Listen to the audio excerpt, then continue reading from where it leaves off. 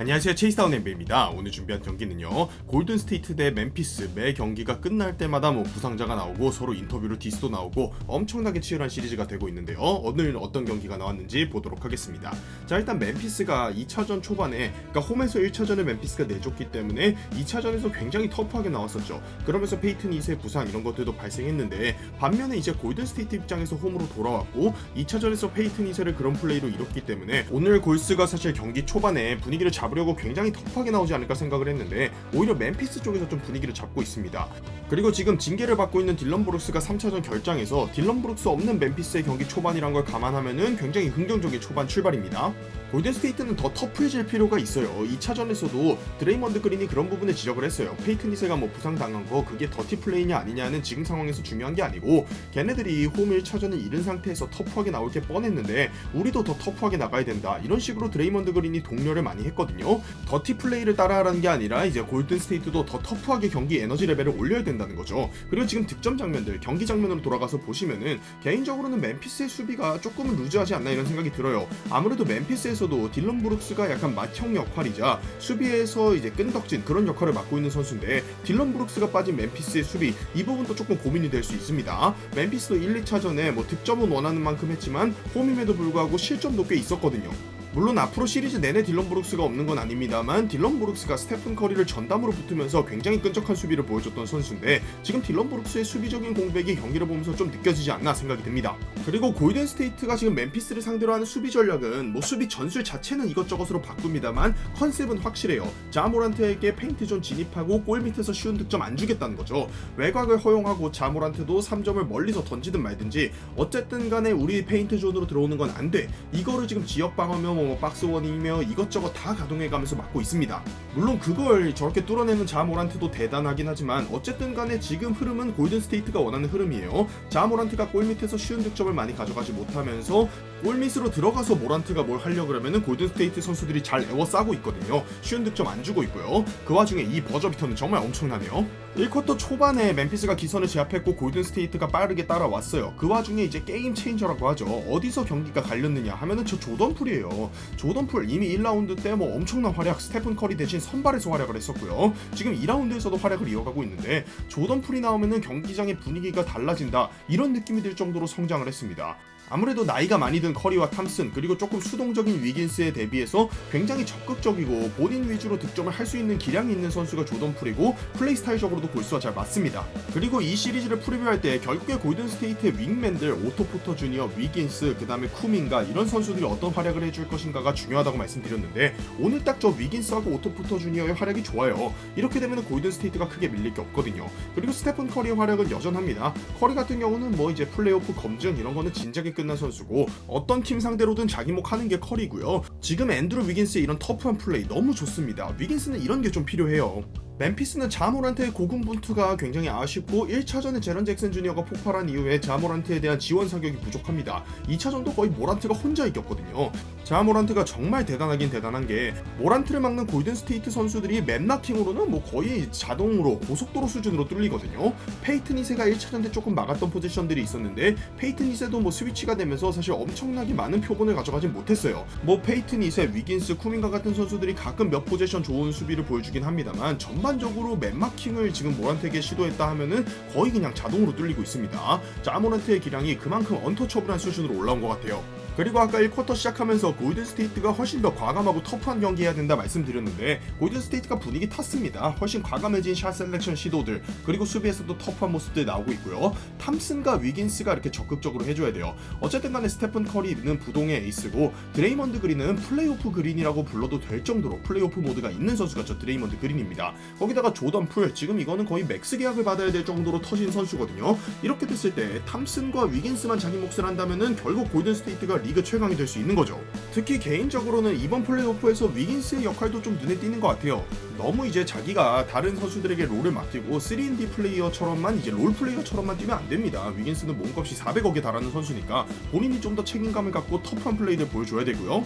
그리고 이제 오늘 선발 라인업에서는 조금 실패했습니다만 조나단 쿠민가도 키워내야 되는 선수죠. 앤드루 위긴스가 아무래도 이제 계약 규모나 이제 사치세에 관한 문제로 앞으로 골스 선수로 쭉 남을 수 있을지 모르는 상황에서 쿠민가가 또 위긴스가 하고 있는 플레이들을 많이 보고 배워야겠죠.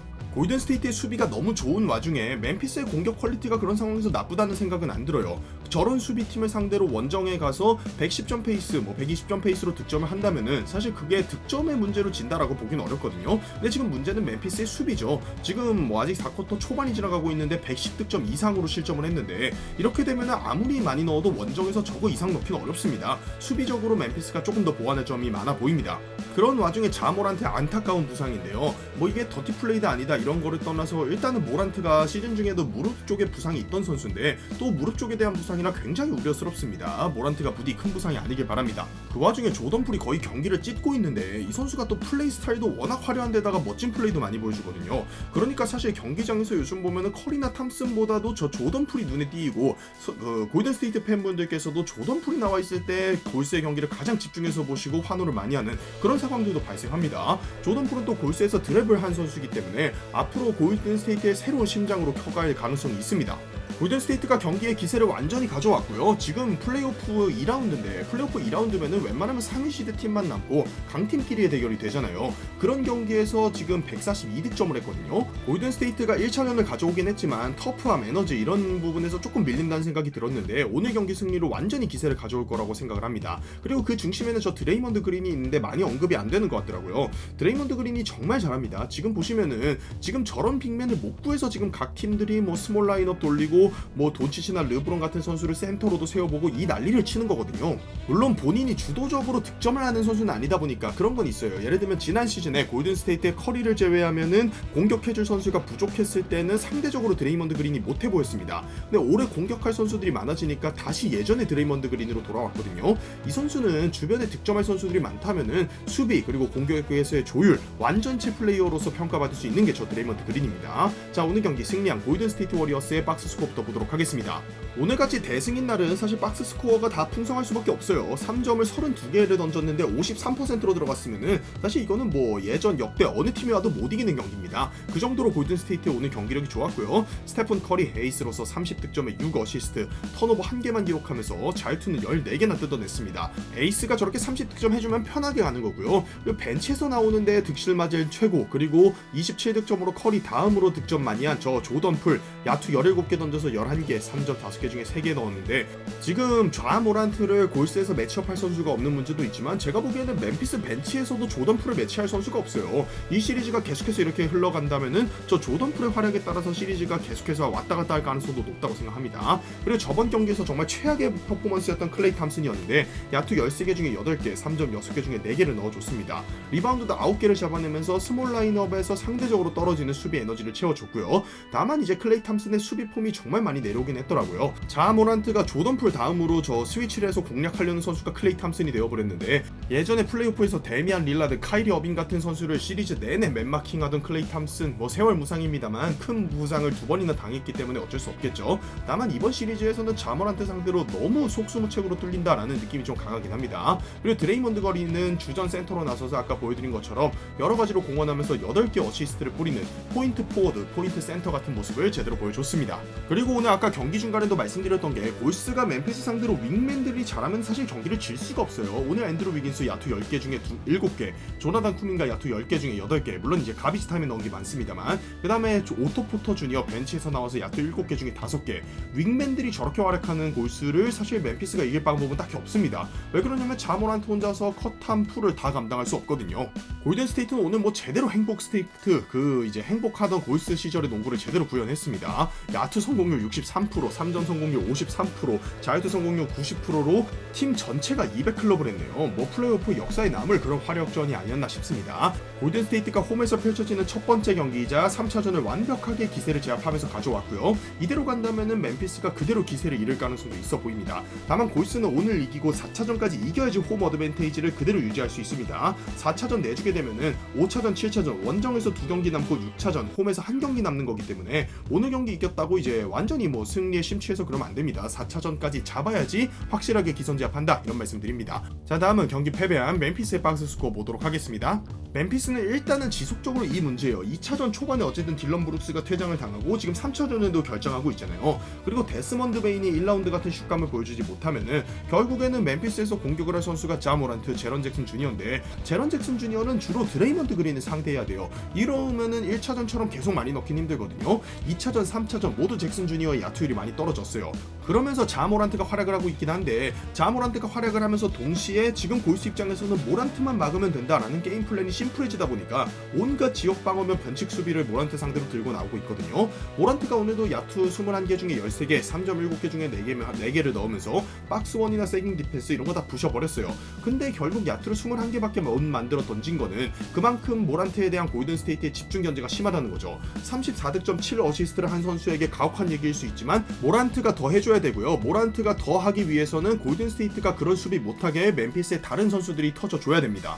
전체적으로 잭슨 주니어가 1차전처럼 활약하는 방법도 있겠지만 잭슨 주니어는 사실 수비에 무게중심이 더 가 있는 선수고 데스먼드 베인 그리고 다음 경기에 돌아온 딜런 브룩스 이 두 명의 선수가 같이 안 터져주면은 자모란트 혼자서 컷한풀 그리고 위긴스 같은 선수들까지 있는 그런 골스의 화력을 감당하기 쉽지 않습니다. 멤피스는 다음 경기에서 데스먼드 베인하고 돌아오는 딜런 브룩스가 확실하게 터져줘야 될 거예요. 원정 경기에서 어쨌든 한 경기 못 뺏어오면은 멤피스가 1차전을 내준 상태이기 때문에 멤피스가 시리즈를 이길 수가 없죠. 그러니까 멤피스는 어쨌든 7차전 홈으로 시리즈를 끌고 가려면은 4차전 원정이나 6차전 원정 경기 중에 원정 한 경기는 무조건 뺏어와야 됩니다. 멤피스가 4차전에서 다시 한번 굉장히 필사적으로 나오지 않을까, 또 이제 돌아오는 딜런 브룩스가 팀에 굉장히 화이팅을 많이 불어넣지 않을까 이런 생각이 좀 듭니다.